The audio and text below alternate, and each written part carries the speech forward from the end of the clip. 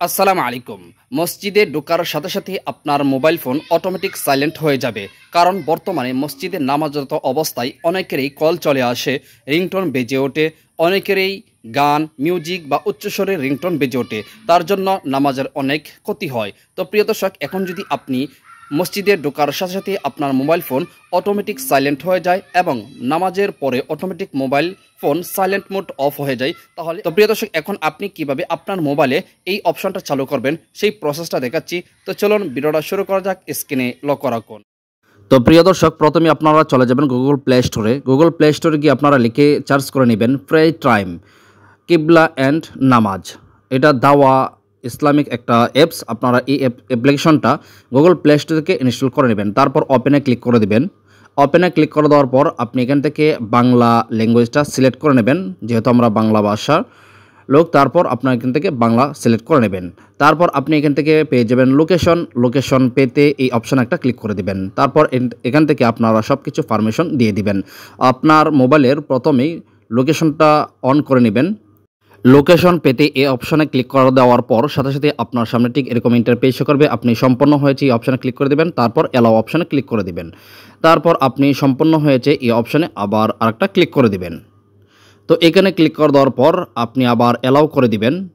তারপর আপনার পুনরায় শো করবেন না এই অপশানে একটা ক্লিক করে দিয়ে ব্যাকে চলে যাবেন, অথবা উপরে করার চিহ্নের উপর একটা ক্লিক করে দিবেন।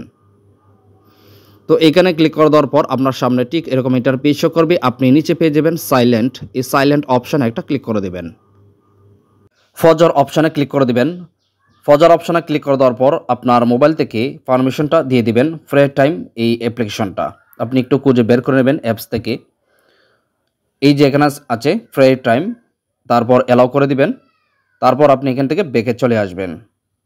ব্যাকে চলে আসার পর আপনি আবার ফজর অপশান একটা ক্লিক করে দিবেন। এখানে ক্লিক করে দেওয়ার পর এখন ফজর কয়টা থেকে কয়টা পর্যন্ত শুরু হয় বা কয়টার সময় নামাজ শেষ হয়, আপনি এখান থেকে মসজিদ যে ক্যালেন্ডার আছে নামাজের টাইম, সেই টাইমটা দেখে আপনি এখান থেকে টাইমটা সিলেক্ট করে নেবেন।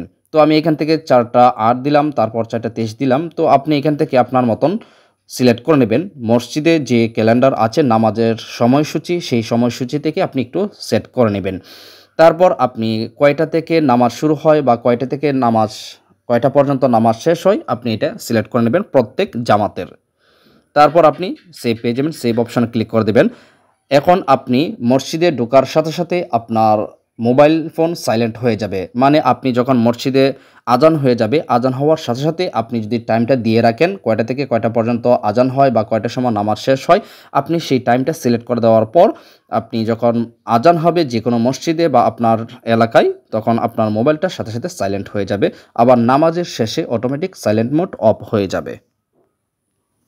এমনকি আপনি এই অ্যাপসের হোম পেজেই পেয়ে যাবেন নামাজের সময়সূচি। আপনি এখান থেকে সময়সূচিটা দেখেই সেট করে নেবেন। দর্শক, ভিডিওটা দেখে যদি একটু ভালো লাগে, উপকার হয়ে থাকে, অবশ্যই ভিডিওতে একটি লাইক দিবেন, কমেন্ট করে আপনার সুন্দর মতামত জানাবেন এবং ভিডিওটা শেয়ার করে দিবেন।